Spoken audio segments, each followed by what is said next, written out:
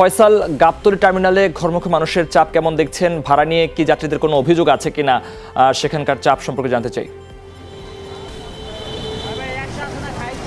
মধু, ভাড়া নিয়ে আসলে এটি যথারীতি প্রত্যেকটি প্রতি বছরই প্রতিটি ঈদের সময় আমরা দেখে থাকি, এর ব্যতিক্রম কিন্তু হয় না।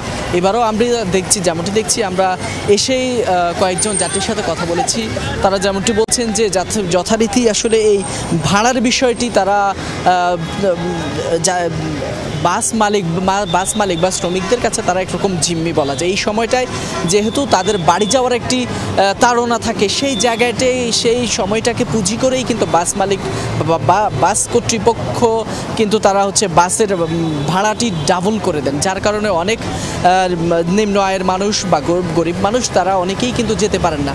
আমার সামনেও যে কয়েকজন যাত্রীকে আপনারা দেখছেন, তারা কিন্তু সাধারণ মানুষ, তারা আসলে বাড়ি যাওয়ার চেষ্টা করছিলেন, কিন্তু এখানে ভাড়া তাদের কাছ থেকে প্রায় দ্বিগুণের বেশি চাওয়া হচ্ছে, যার কারণে তারা টিকিট পাচ্ছেন না। আমরা এরকম একজনের সাথে কথা বলতে চাই। কি হয়েছে, আপনারা এখনো যেতে পারেননি কেন?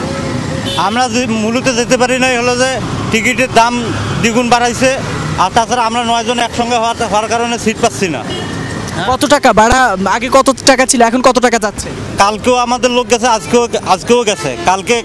কালকে গেছে হলো 800 টাকা 900 টাকার ভিতরে, আর আজকে লোক গেছে হলো 1200-1000 টাকার ভিতরে, আর আজকে আমাদের কাছে চাচ্ছে আবার 1800 টাকা। মধু, যেমনটি দেখছেন যে গতকালকেও যেখানে প্রায় 800 থেকে 900 টাকা ভাড়া ছিল, সেটি আজকে এই মুহূর্তে প্রায় 1800 টাকা চাওয়া হচ্ছে যাত্রীদের কাছে।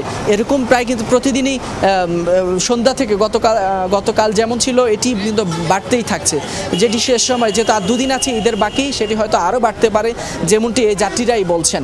আর মধু, আরেকটি কথা বলে রাখি যে মানুষের যে তাড়না বাড়ি যাওয়ার, মানুষ কিন্তু যেভাবে পারছেন শুধু বাসেই যে যাচ্ছে তেমনটি না, আমরা দেখছি পিক আপ সহ ট্রাক বিভিন্ন যেভাবে সম্ভব যাচ্ছেন, ভাড়ার কারণে যেভাবে সম্ভব যাচ্ছেন এবং পিক আপ ও কোনো ব্যবস্থা যাচ্ছেন। আপনাকে ধন্যবাদ বিস্তারিত জানাচ্ছেন আমাদের।